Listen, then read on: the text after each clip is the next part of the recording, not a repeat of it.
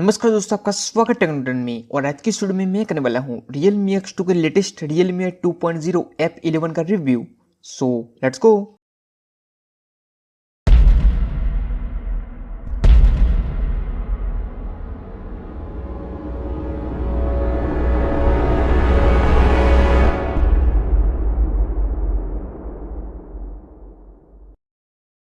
तो वैसे Realme 2.0 का सेकंड अपडेट है।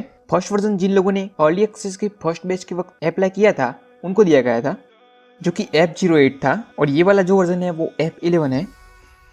तो उस फर्स्ट अपडेट के अंदर जो प्रॉब्लम्स थी, जैसे कि मैक्रो लेंस फ्रीज हो जाता था, 960 एफपीएस नहीं दिया गया था, वो सब इसके अंदर फिक्स कर दी गई है। तो जिनके फ़ोन के अंदर F08 वाला वर्जन होगा उनको भी अपडेट मिल चुका होगा। तो फर्स्ट बैच के वक्त तो मैं अप्लाई नहीं कर पाया था, लेकिन सेकंड बैच में मैंने यहाँ पे अप्लाई कर दिया है, तो मुझे यहाँ पे अपडेट मिल चुका है। और इसे मैं अराउंड 2-3 दिन से यूज़ कर रहा हूँ। और इस दौरान मुझे इसके अंदर क्या क्या चेंजेस देखने को मिले, क्या पसंद आया, इसके अलावा क्या क्या बग्स देखने को मिले, क्या क्या प्रॉब्लम्स देखने को मिले और क्या पसंद नहीं आया, उसके बारे में मैं आपको बताऊंगा। तो सबसे पहले तो आपको यहाँ इसकी नोटिफिकेशन पैनल के अंदर चेंजेस देखने को मिल जाएंगी। तो यहाँ पर नोटिफिकेशन पैनल के टॉप और बॉटम को ब्लर रखा गया है, जो कि देखने में काफ़ी अच्छा लगता है। इसके अलावा यहाँ राउंडेड कॉर्नर्स दिए गए हैं और यहाँ पे काफ़ी हैंडी नोटिफिकेशन पैनल देखने को मिल जाती है आपको, तो आराम से आप इसे एक हाथ से भी यूज़ कर पाएंगे।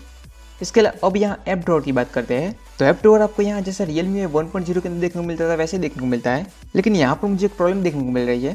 तो आपको पता होगा कि हमें अगर ऐप ड्रॉअर को क्लोज करना है तो स्वाइप डाउन करके हम क्लोज कर सकते हैं, लेकिन यहाँ पर हम अगर ऐप ड्रॉअर के अंदर बॉटम में चले जाते हैं तो स्वाइप डाउन करने पर भी ऐप ड्रॉअर क्लोज नहीं होता है। अगर हम डायरेक्टली स्वाइप अप करके स्वाइप डाउन कर लेते हैं तो ऐप ड्रॉअर क्लोज हो जाता है, लेकिन अगर ऐप ड्रॉअर के अंदर हम बॉटम में चले जाते हैं उसके बाद अगर स्वाइप डाउन भी करते हैं तो ऐप ड्रॉअर यहाँ पे क्लोज नहीं हो रहा है। तो ये प्रॉब्लम यहाँ पे मुझे देखने को मिल रही है। तो चलिए अब चलते हैं इसकी सेटिंग्स के अंदर कि यहाँ पर हमें क्या क्या न्यू चेंजेस और फीचर्स देखने को मिल जाते हैं। तो यहाँ पर आप देख सकते हैं कि सॉफ्टवेयर अपडेट और अबाउट फोन के सेक्शन को बॉटम में एडजस्ट कर दिया गया है, जबकि पहले हमें थोड़ा ऊपर देखने को मिलता था। तो सबसे पहले यहाँ सिम कार्ड और मोबाइल डेटा में चले तो यहाँ पे आपको कोई भी चेंजेस देखने को नहीं मिल रहा है। इसके बाद कनेक्शन और शेयरिंग की बात करें तो यहाँ आपको एंड्रॉइड ऑटो करके एक फीचर देखने को मिल जाता है। तो इससे आप अपने मोबाइल को कुछ कार डिस्प्ले के साथ कनेक्ट करने के लिए यूज़ कर सकते हैं, और इसके लिए आपको ऐप को डाउनलोड करना पड़ेगा। इसके बाद नेक्स्ट चेंजेस की बात करें तो यहाँ आपको पर्सनलाइजेशन का ऑप्शन देखने को मिल जाता है, जिसकी वजह से सभी लोग काफ़ी एक्साइटेड है इसे यूज़ करने के लिए। तो यहाँ पर आपको डिफरेंट टाइप के कस्टमाइजेशन देखने को मिल जाते हैं। तो सबसे पहले तो आप यहाँ से थीम्स को चेंज कर पाएंगे, जिसके लिए आपको थीम स्टोर में जाने की जरूरत नहीं पड़ेगी, डायरेक्टली आप यहाँ से कर पाएंगे। इसके बाद अगर आपको वॉलपेपर को चेंज करना है तो आप डायरेक्टली यहाँ से कर पाएंगे। इसके बाद ऑलवेज ऑन डिस्प्ले, जिसके अंदर Realme 2.0 के अंदर काफ़ी कस्टमाइजेशन दिए गए हैं। तो यहाँ पर आप अपनी खुद की एओडी पैटर्न को सेट कर सकते हैं। इसके बाद टेक्स्ट को सेट कर सकते हैं, टेक्स्ट एंड इमेज को सेट कर सकते हैं, और इसमें भी आपको यहाँ कस्टमाइजेशन बढ़ के देखने को मिल जाते हैं। और यहाँ पर जो एनालॉग और डिजिटल क्लॉक है वो Realme 1.0 के अंदर देखने को मिल रही थी वही है। तो चलिए मैं आपको यहाँ दिखा देता हूँ कि ऑलवेज ऑन डिस्प्ले किस तरह से वर्क कर रही है। तो आप ये देख सकते हैं कि एओडी कितनी बढ़िया लग रही है यहाँ पे देखने में।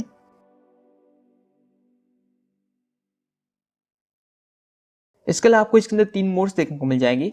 एक है पावर सेविंग, दूसरा है शेड्यूल और तीसरा है ऑल डे। तो आपको जिस तरह से शो कर पाना है उस हिसाब से आप सेट कर सकते हैं। तो बहुत से लोगों के लिए Realme 2.0 का ये मोस्ट फेवरेट फीचर हो सकता है। और यहाँ पर एओडी के अंदर इतना ज़्यादा कस्टमाइजेशन दिया गया है कि इसमें कोई शक नहीं है कि ये काफ़ी अच्छा फीचर है। इसके बाद नेक्स्ट कस्टमाइजेशन की बात करते हैं। तो यहाँ पे है आइकन स्टाइल। तो यहाँ पर आइकन स्टाइल के अंदर जो आपको पहले कस्टमाइजेशन देखने को मिलते थे वो सभी तो आपको यहाँ देखने को मिलते ही है, लेकिन अब आप यहाँ पे कस्टम आइकन पैक्स को भी यूज़ कर पाएंगे। तो ये यहाँ पे इसके डिफॉल्ट आइकन है,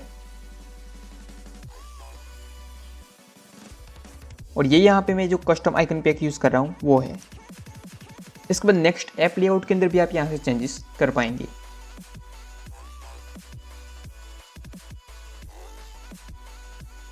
इसके बाद फिंगरप्रिंट के एनिमेशन को भी चेंज करने का ऑप्शन आपको यहाँ देखने को मिल जाता है, लेकिन यहाँ पे कोई न्यू एनिमेशन को ऐड नहीं किया गया है। जो आपको पहले एनिमेशन देखने को मिलते थे वही यहाँ पे देखने को मिल रहा है।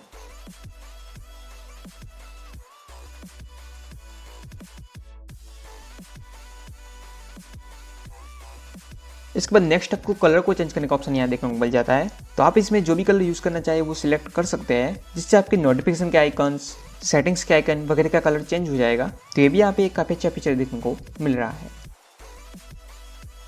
इसके बाद फॉन्ट्स चेंज करने का ऑप्शन भी आपको डायरेक्टली यहाँ पे देखने को मिल जाता है।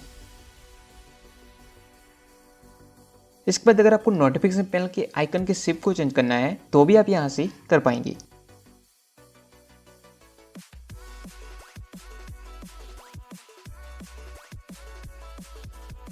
तो ये भी आप यहाँ पे काफ़ी अच्छे से यूज़ कर सकते हैं।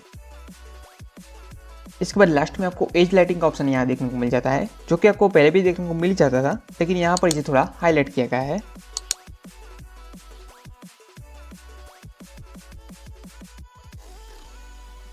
और यहाँ पर ये किस तरह से वर्क करेगा वो डायरेक्टली अब आपको यहाँ देखने को मिल जाएगा। तो ये यहाँ पर कस्टमाइजेशन के अंदर थोड़ी बहुत इंप्रूवमेंट देखने को मिल रही है। इसके बाद नेक्स्ट चलते हैं डिस्प्ले और ब्राइटनेस के अंदर। तो यहाँ पे आपको डार्क मोड के अंदर चेंजेस देखने को मिल रहे हैं। तो यहाँ पर आपको डार्क मोड के 3 सेट्स देखने को मिल जाएंगे, जो कि है जेंटल, मीडियम और एनहांस्ड। तो आप इसमें जो भी चाहे वो स्टाइल यूज़ कर सकते हैं, लेकिन अगर आप एमोलेड डिस्प्ले यूज़ कर रहे हैं तो एनहांस्ड आपके लिए बेस्ट रहेगा, जिससे आपकी बैटरी भी सेव होगी। और यहाँ पर कुछ और फीचर्स भी देखने को मिल रहे हैं, तो इसे भी अगर आप चाहे तो एनेबल कर सकते हैं। इसके अलावा अगर आप प्योर ब्लैक भी सिलेक्ट करते हैं फिर भी नोटिफिकेशन पैनल तो आपको यहाँ ग्रे ही देखने को मिलती है। तो ये भी अगर यहाँ पे प्योर ब्लैक देखने को मिल जाती तो काफ़ी अच्छा रहता। इसके अलावा पहले जो आपको डार्क मोड के अंदर शेड्यूल और सनसेट टू सनराइज वाले ऑप्शन देखने को मिलते थे, वो भी यहाँ देखने को नहीं मिल रहे हैं। तो हो सकता है इन फ्यूचर में अपडेट के साथ देखने को मिल जाए। इसके अलावा मोड के अंदर स्क्रीन कलर को चेंज करने का ऑप्शन देखने को मिल जाता है, जहाँ से आप विविड या जेंटल कलर को चूज कर सकते हैं। और स्क्रीन डिस्प्ले के अंदर कौन सी ऐप को आपको फुल स्क्रीन के अंदर यूज़ करना है और कौन सी ऐप को फुल स्क्रीन के अंदर यूज़ नहीं करना है, उसे आप यहाँ से चेंज कर पाएंगे। इसके बाद नेक्स्ट साउंड एंड वाइब्रेशन के अंदर चलते हैं। तो यहाँ पर पहले देखने को मिलते थे वो सभी फीचर्स देखने को मिल जाते हैं, लेकिन यहाँ जो वाइब्रेशन के फीचर है वो यहाँ देखने को नहीं मिल रहा है। तो उसके लिए आपको सिस्टम फीडबैक के अंदर जाना पड़ेगा, जिसके अंदर आपको अदर साउंड्स और वाइब्रेशन के फीचर देखने को मिल जाएंगे। इसके बाद नोटिफिकेशन एंड स्टेटस बार के अंदर चलते हैं। तो यहाँ पर जो आपको पहले देखने को मिलते थे वही सेटिंग्स देखने को मिलते हैं, लेकिन यहाँ पे आपको जाना है मैनेज नोटिफिकेशन के अंदर और यहाँ पे आपको मोर में जाना है। और यहाँ पे आप देख सकते हैं कि नोटिफिकेशन हिस्ट्री का फीचर देखने को मिल रहा है। तो अगर आप इसे ऑन कर देते हैं तो आपके नोटिफिकेशन की सारी हिस्ट्री सेव हो जाएगी। तो ये यहाँ पे काफ़ी अच्छा फीचर देखने को मिल जाता है। इसके बाद फिंगरप्रिंट और पासवर्ड के अंदर चलते हैं। तो यहाँ से आप अपनी फिंगरप्रिंट और फेस डेटा को एडजस्ट कर पाएंगे, लेकिन यहाँ पे जो फेस एंड फिंगरप्रिंट के कॉम्बिनेशन का ऑप्शन देखने को मिलता था उसे यहाँ से हटा दिया गया है। तो वो यहाँ पे काफ़ी अच्छा फीचर था। तो पता नहीं यहाँ इसे क्यों हटा दिया गया है, मे भी हो सकता है हमें इन फ्यूचर अपडेट के थ्रू मिल जाएगा। इसके बाद अब अगर यहाँ फिंगरप्रिंट स्पीड की भी बात कर ले तो यहाँ फिंगरप्रिंट और फेस अनलॉक की स्पीड पहले की तरह काफ़ी अच्छी देखने को मिल जाती है, लेकिन यहाँ पर प्रॉब्लम ये आ रही है कि कभी कभी यहाँ पर फिंगरप्रिंट का आइकन शो होने में डिले आ जाता है। तो इसे यहाँ पर जल्दी से फिक्स करने की ज़रूरत है। इसके बाद नेक्स्ट कन्वीनियंस टूल्स के अंदर चलते हैं। तो यहाँ पर आपको सेटिंग्स जो पहले देखने को मिलते थे वही देखने को मिल रहा है, लेकिन अब यहाँ पर सिर्फ आइकन्स को ऐड कर दिया गया है। तो ये यहाँ पर एक चेंजेस देखने को मिल रहा था, इसलिए मैंने आपको यहाँ बता दिया। इसके बाद बैटरी के अंदर चलते हैं और यहाँ अगर मोड बैटरी सेटिंग्स के अंदर चले तो यहाँ पर ऑप्टिमाइज नाइट चार्जिंग के फीचर को ऐड कर दिया गया है। तो अगर आप अपने मोबाइल को ओवरनाइट चार्ज करते हैं तो इसे एनेबल कर सकते हैं। इसके बाद ऑप्टिमाइज स्टैंड बाय के फीचर को ऐड कर दिया गया है। तो अगर आप चाहे तो यहाँ से अल्ट्रा स्टैंड बाय मोड को यूज़ कर सकते हैं। इसके अलावा बाकी की सेटिंग्स तो आपको जो पहले देखने को मिलते थे वही देखने को मिल रहे हैं। इसके अलावा साथ में इसके बैटरी बैकअप की भी बात कर ले तो बैटरी बैकअप यहाँ इतना बढ़िया देखने को नहीं मिल रहा है। इसके अलावा यहाँ मुझे नाइट टाइम भी बहुत ज़्यादा देखने को मिला है। अगर मोबाइल स्टैंड बाय पर रहता है तो 1 आवर में 1% का बैटरी ड्रॉप होता है, जबकि पहले मेरे फ़ोन के अंदर पूरी नाइट के दौरान सिर्फ 2% का बैटरी ड्रॉप होता था। तो अगर आपने भी Realme 2.0 को अपडेट कर लिया है तो आपको बैटरी बैकअप कैसा देखने को मिल रहा है मुझे कमेंट करके जरूर बताइए। इसके अलावा इसके चार्जिंग स्पीड की भी बात कर ले तो आप ये देख सकते हैं कि 8% पे मैंने मोबाइल को चार्ज पे लगाया था तब 220 हो रहे थे और उसके 42 मिनट्स बाद मोबाइल 80% चार्ज हो चुका था। तो 42 मिनट्स के अंदर मोबाइल 72% चार्ज हो चुका था। तो चार्जिंग स्पीड तो यहाँ अच्छी देखने को मिल रही है, लेकिन बैटरी ड्रेन भी देखने को मिल रहा है। इसके अलावा अगर आपको इस पर डेडिकेटेड वीडियो चाहिए तो भी आप मुझे कमेंट करके बता सकते हैं।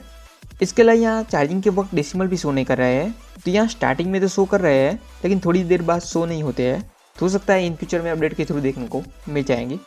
इसके अलावा नेक्स्ट आपको यहाँ डिजिटल वेलबींग का सपोर्ट भी देखने को मिल जाता है। इसके बाद ऐप मैनेजमेंट के अंदर चले तो यहाँ पर आपको स्पेशल ऐप एक्सेस करके सेटिंग्स देखने को मिल जाती है, जिसके अंदर आप अपने फ़ोन की कौन सी ऐप को कौन सी स्पेशल परमिशन एक्सेस करने को दे रहे हैं वो आप यहाँ से देख सकते हैं और उसे अलाउ या डिनाई भी कर सकते हैं। इसके अलावा अब आपको यहाँ रिकवर अनइंस्टॉल सिस्टम ऐप का फीचर देखने को मिल जाता है, जिससे अगर आप बाय मिस्टेक अपने सिस्टम की कोई ऐप डिलीट भी कर देते हैं तो आप उसे यहाँ से रिकवर कर सकते हैं। जैसे कि बहुत सारे users by mistake game space को डिलीट कर देते हैं, बाद में उन्हें समझ में नहीं आता कि वो इसे दोबारा कैसे इंस्टॉल करें, तो अब आप यहाँ से किसी भी सिस्टम ऐप को इंस्टॉल कर पाएंगे। इसके बाद अब लास्ट में यहाँ रियलमी लैब के अंदर चलते हैं। तो यहाँ पर आपको रियलमी लेबोरेटरी करके कवर देखने को मिल जाएगा ऊपर, जबकि पहले हमें ऐसा कुछ देखने को नहीं मिलता था। और यहाँ पर हमें डीसी डिमिंग और स्मूथ स्क्रोलिंग वगैरह फीचर देखने को मिल रहे हैं, जो कि हमें पहले भी देखने को मिल रहे थे।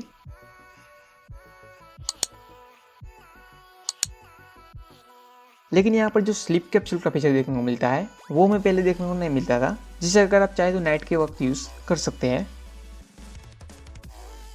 तो ये तो गई यहाँ सेटिंग्स की चेंजेस की बात। तो इसके अलावा यहाँ क्या क्या चेंजेस देखने को मिलते हैं उसकी बात कर लेते हैं। तो इसके अलावा आपको यहाँ एनिमेशन भी काफ़ी अच्छे देखने को मिल जाते हैं। इसके बाद यहाँ अगर कैमरे के अंदर चले तो कैमरे के अंदर यहाँ कुछ चेंजेस देखने को मिल रहे हैं, लेकिन यहाँ लैग भी कैमरे के अंदर काफ़ी ज़्यादा देखने को मिल रहा है, तो इसे यहाँ पर फिक्स करने की ज़रूरत है। तो चलिए चेंजेस की बात कर लेते हैं। तो यहाँ पर कैमरे के अंदर गूगल लेंस के फीचर को ऐड कर दिया गया है, तो डायरेक्टली आप यहाँ से यूज़ कर सकते हैं।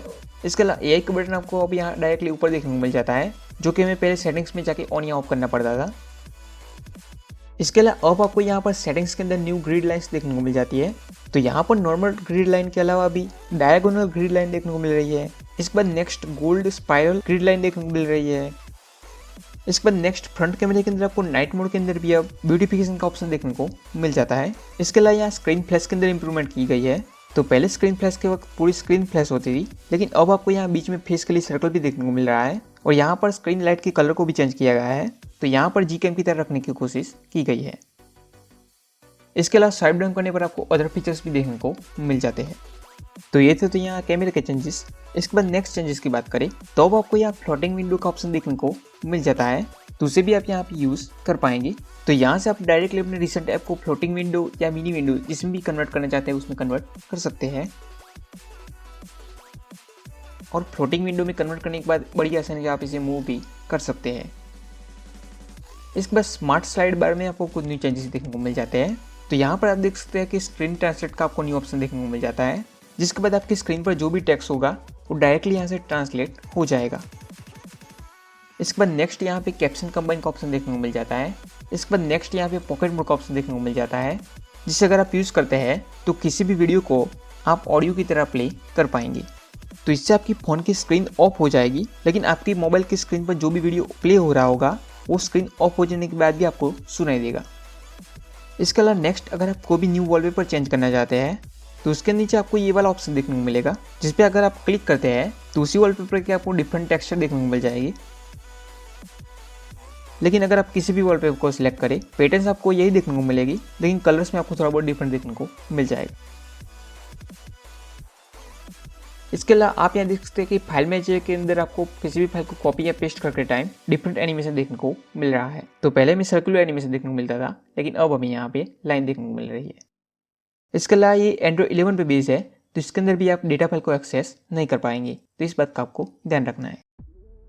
इसके लिए यहाँ जो आपको क्लियर ऑल का बटन देखने को मिल रहा है वो डायरेक्टली अब आपको यहाँ बॉटम पे देखने को मिल जाएगा। भले ही आपको कितनी भी नोटिफिकेशन आई हो, लेकिन क्लियर ऑल का बटन आपको बॉटम में ही देखने को मिल जाएगा। जबकि पहले क्या होता था कि हमें सारी नोटिफिकेशन को स्क्रॉल करना पड़ता था, उसके बाद हमें क्लियर ऑल का बटन देखने को मिलता था, लेकिन अब हमें यहाँ डायरेक्टली बॉटम पे ही देखने को मिल रहा है।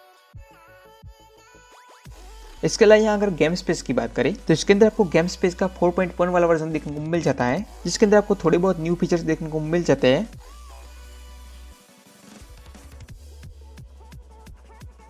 और ये भी यहाँ काफ़ी बढ़िया वर्क कर रहा है। इसके अलावा यहाँ अगर गेम स्पेस के फीचर की बात करें तो यहाँ पर आपको ब्राइटनेस स्लाइडर देखने को मिल जाता है, जो कि यहाँ पे वर्क कर रहा है।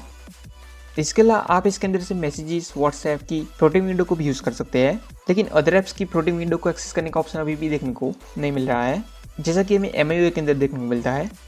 इसके अलावा अब यहाँ पे आप परफॉर्मेंस मोड को भी डायरेक्टली यहाँ से चेंज कर पाएंगे।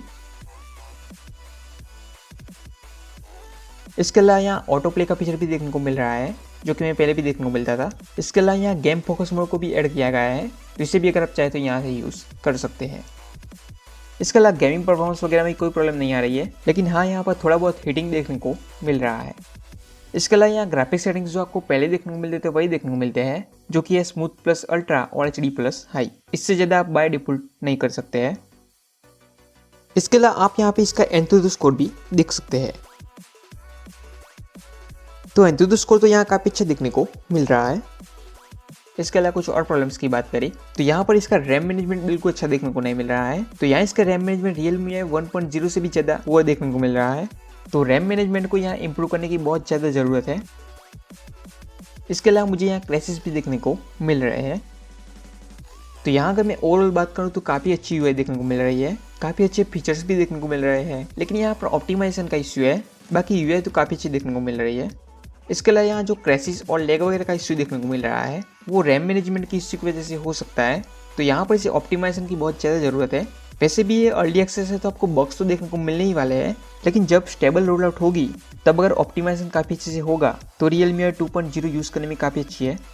तो मुझे यहाँ मेरी तरफ से जो जो देखने को मिला वो मैंने आपको बता दिया। अब आपको इसके अलावा और क्या चेंजेस देखने को मिल रहे हैं और इसके अलावा क्या क्या बग्स देखने को मिल रहे हैं वो अगर आप चाहे तो कमेंट करके बता सकते हैं। और आपको Realme 2.0 कैसा लगा वो भी जरूर बताइए। और अगर वीडियो पसंद आए तो वीडियो को लाइक कर दीजिए, शेयर कर दीजिए और ऐसे वीडियोस देखने के लिए चैनल को सब्सक्राइब करना ना भूलें। जय हिंद, जय भारत।